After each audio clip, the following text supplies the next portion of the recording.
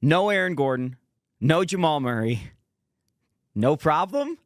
The Denver Nuggets are undefeated without Aaron Gordon. The Denver Nuggets are even more undefeated without Jamal Murray. Welcome to the Mile High Hoops podcast. I'm Jake Shapiro. Are Aaron Gordon and Jamal Murray bad? No, I'm just kidding. But it is kind of a telling thing for the Nuggets that maybe the sign of their depth, like a positive sign for the depth, it's maybe more than we thought, because the Nuggets have had the worst bench unit in the NBA this season. But on a night like last night, where they beat who I think is probably the best team in the Western Conference this year in the Oklahoma City Thunder, had the best defense in the NBA, first team to score 120 points against them, you see the depth step up. And that was so impressive. Yes, Nikola Jokic almost had a 20-20-20. He was incredible, and we'll touch on that in a little bit. But it's the youngsters, the big bets the Nuggets took on Julian Strawther, on Christian Braun, on Peyton Watson, and in some regard, Hunter Tyson. And that's what wins the Denver Nuggets a game against the Oklahoma City Thunder, who 2 weeks ago, went at full strength against this same team. They got killed on the same hardwood. Super impressive win last night. Changes absolutely everything in my mind about the Denver Nuggets. I think they found a recipe to win.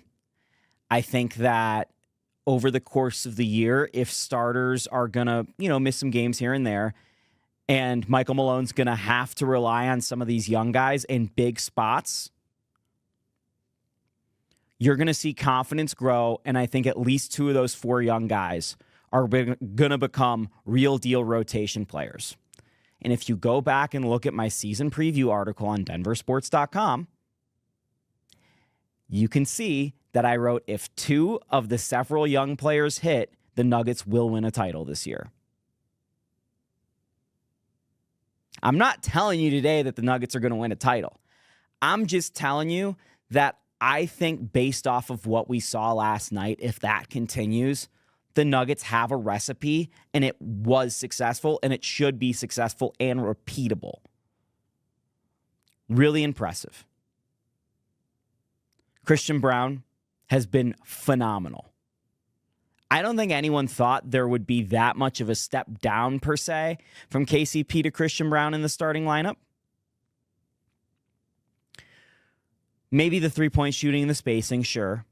And we haven't really seen it play out over a larger sample, especially because Aaron Gordon was shooting so well before he got hurt, and we'll touch on his injury in a bit. But Christian, what he brings every night, it's reliable. The athleticism, the aggressiveness, and it's a game changer for the Nuggets. Scoring like 17 points a game right now. I don't have the stat in front of me. Had, in the 20s against the Thunder again, hitting big shots, big corner three late in that game. When you talk to him after the game, or I talked to him after the game, and you get the sense from him that he is learning so much about playing with Nikola Jokic, because you have to keep in mind, while of course Nikola's the star, and of course Christian has played with Nikola in the past, going into last night's game, Peyton Watson had only played like 650 minutes with Nikola Jokic. I'm not sure what the exact number is for Christian Braun, but I can tell you that probably half of his NBA career thus far has come with Nikola Jokic off the floor, because he's been a bench guy for the Nuggets. So getting that chemistry and seeing that chemistry work out in a spot where the Nuggets don't even have a point guard on the floor against one of the best teams in the NBA, and it's on Christian and it's on Julian to do some major ball handling and playmaking, I thought that was just extremely impressive from those two players. And it's, such a sign, because I was the guy lamenting and talking about, hey, the Thunder, they are built to stop a team like the Nuggets because they don't have enough perimeter creators. We talked about it in the preseason when they had that 18 turnover game. We talked about it after night one. Without Jamal Murray, the Nuggets handled the ball pretty well last night against a team that is all perimeter defense. One of the best defensive teams in the NBA over the last maybe 10 years. At least that's what the start is indicating that the Thunder could be. And the recipe that I'm talking about for the Nuggets, and I've brought this number up on the podcast, and I might bring it up on every podcast. The Denver Nuggets lead the league in free throw attempts right now. 29 shots a game. Had over 30 free throws last night. I think it was 33. In 8 games, the Nuggets have gotten to that number 4 times. They've won all 4 of those games. Last year, the Nuggets got to that number just 7 times. The Nuggets won all 7 of those games. But why it's so impressive is because last year the Nuggets were the 29th team in the NBA in getting to the free throw line. So, while this team in the Denver Nuggets, you question their ability to shoot, I think that's what the Thunder did. Their game plan was to let the Nuggets shoot. They're getting to the line. They're being aggressive. And Christian talked about it last night. Hey, if the shot's not going down, I'm getting to the rim. And it's such a great mindset. And it's one that it's easy to talk about, but hard to do. And I think that's a big part of Christian Braun's game. And I think that's part of Russell Westbrook being here in Denver, is the rim pressure the Nuggets are generating is unlike that of which we've seen in several years with this Nikola Jokic-led team. So that's one number that's a game changer and a recipe for success for the Nuggets. Secondarily, I believe the Nuggets shot 1 fewer 3 and maybe made the same amount as the Thunder last night. I'm not asking the Nuggets to outshoot teams from 3 because that is not their game. I'm not going to be the fool that tells you, the math game and you've got to play a game like this because the Celtics are shooting 55 threes a game or whatever. When you have the best post scorer in modern NBA history and your entire team is predicated around that, I'm okay with you not shooting as many threes. But it can't be a significant amount less or fewer. I always forget which one is which. You get the point. So to have a game like last night, where it's a team playing 5-out offense the entire game, led by a lot of shooters, and the Denver Nuggets are going to decide, okay, we are going to be aggressive in getting to the rims, but if the shot is there, and oh boy, was the shot there last night because the spacing was just atrocious for the Nuggets because of the fact that the Thunder were playing them to not shoot, they're going to take them. And they took them, and they made enough of them. Big part of that was Michael Porter Jr. 3 points in the first half. Nuggets down 11 or whatever at halftime. This guy over here is tweeting, man, I'm such an MPJ guy, and I am. But he needs to play better in a game like that because the Nuggets needed him. 21 points in the second half later, the Nuggets needed every single one of those points, and they win by 2. MPJ did some fantastic chemistry things with Russell Westbrook and Nikola Jokic last night. Was a fantastic third option for the Nuggets.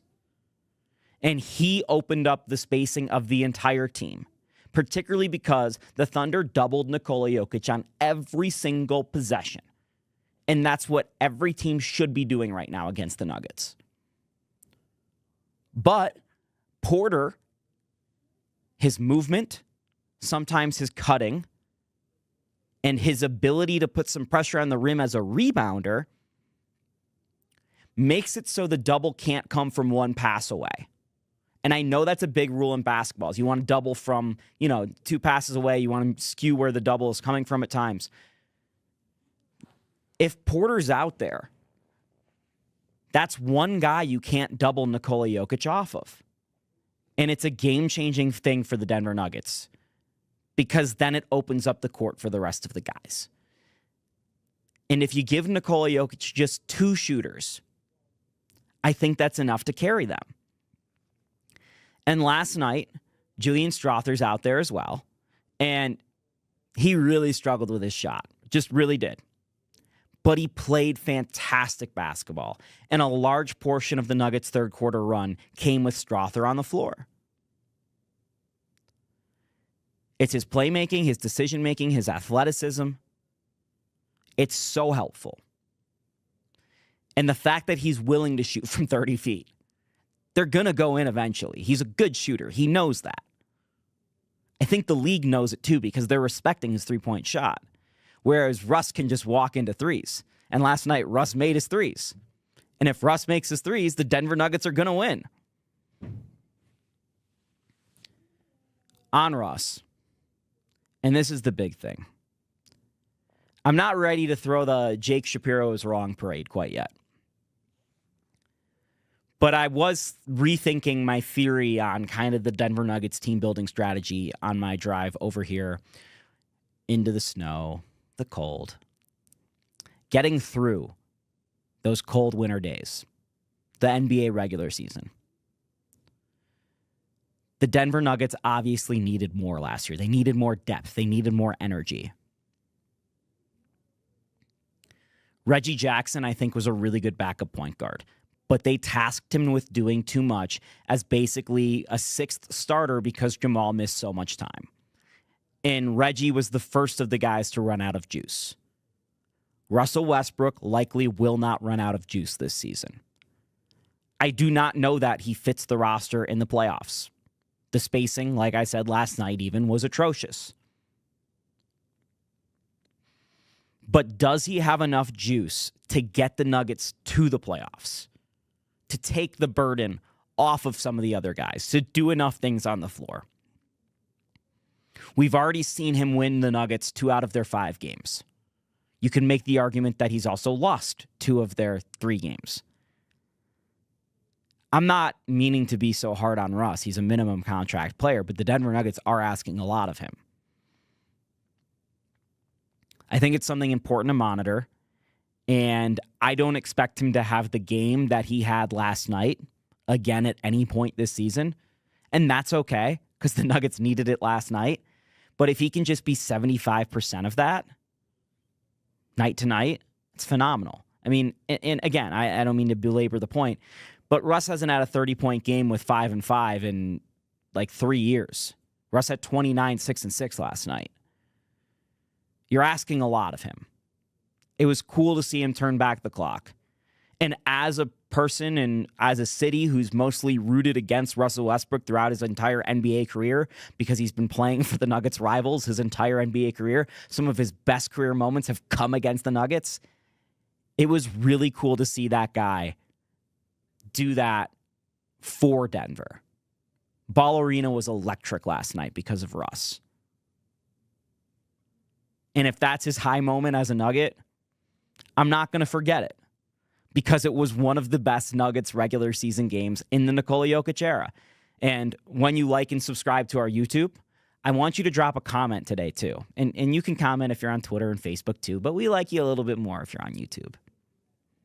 I want you to tell me what your favorite Nuggets regular season game has been of the Nikola Jokic era. I'll give you a couple options. Feel free to go off the board as well.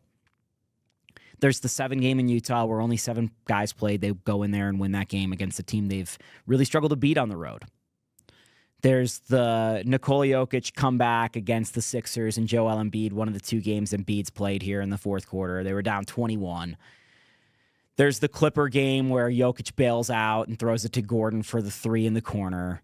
There's the, Jokic half-court shot against Golden State. There's the Monte Morris game winner against Golden State. There's the Gary Harris buzzer beater. I think that was against the Thunder. There's a lot of options. I want to hear yours. Personally, for me, it's the Aaron Gordon three-pointer at the buzzer, winner in OT. Jokic had like 50 and a triple-double. It was one of the most dominant basketball performances I've ever seen. There's also the Memphis game from 2023. That was fantastic. So a lot of options. Oh, and can't forget Christmas, the AG dunk. That was so sick. We've seen so many great moments together. It's been awesome, and we're blessed with great basketball. But last night, for some people, I think that Russell Westbrook game is going to rank in there. Maybe not at the top, but rank in there. And deservingly so. Also, just want to make a point on Jokic, just because I didn't talk about it. He's the best player in basketball, and it's frankly utterly absurd what he has done every night this season.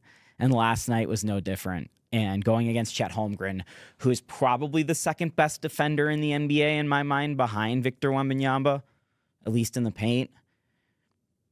Impressive. And the Nuggets shoot 33 free throws in that game. They probably should have shot 40. Jokic was getting hacked every single play of the game. I talked to some guys about that after the game, and they were murmuring. I also wanted to mention, too, before we get out of here, I talked about just losing AG. Losing AG really hurts. He's had a fantastic start to the season. His playmaking, I think, goes unnoticed with the Nuggets. His defense is extremely important for not only Jokic, but the perimeter guys as well. The Nuggets have 7 of their next 8 games against Western Conference foes, and then 8 of their last 9 if you include last night. So losing AG for this stretch could come back to bite pretty big. But getting that win against the Thunder and making sure you have an opportunity to split with them, when last year you lost the tiebreaker and you lost the 1 seed because of it, thought that was important. And you see without AG in the lineup, you go to Peyton Watson as a starter, and he just was phenomenal last night. Did a lot of athletic things, blocking, steals, provided some playmaking in transition as well. And I think this is a really good opportunity for not only Peyton Watson, but Michael Porter Jr., who again stepped up last night. So while this is a really bad, injury and a guy to lose, I mean, Aaron's only going to be gone for a couple weeks. Seemed in good spirits last night. It is an opportunity for a couple guys who need to step up to really take the reins. And again, if the Nuggets can develop some of these younger players over the next couple weeks, maybe the next couple months, they're going to be in good shape. So this regular season's all about finding some more options on the bench. And the AG injury is potentially, as long as they're able to keep their head above water when AG and Jamal are both out here, and so far they have, if it affords them more minutes for guys to gain confidence, it might actually be a little beneficial in the long term, so long as Aaron makes a full recovery, which it's a calf strain. He should be able to. So Nuggets just got to keep treading water. If they come back, after Thanksgiving and they're 4 or 5 games above 500, that's a fantastic spot to be in. I think there's 9 teams in the West right now above 500, 2 teams in the East above 500. So unfortunately, the Nuggets have a bit of a buzzsaw of a schedule here, but they do have an Eastern Conference foe on Friday night in the Miami Heat, who have not looked good to start the season. Sunday's game against Dallas, and I know Jamal Murray's getting closer to return. If Jamal's coming back for that game, that would be huge. Dallas, NBA Finals team last year, and they're one of the teams the Nuggets need to look out for in the West. I'm fascinated to see how that matchup looks. They play maybe a little bit differently than the other teams in the league, and they're off to a really hot start. Anyway, coming off one of the best wins in a while for the Denver Nuggets, Jake Shapiro, Mile High Hoops podcast. Make sure you stay tuned and locked to everything on denversports.com.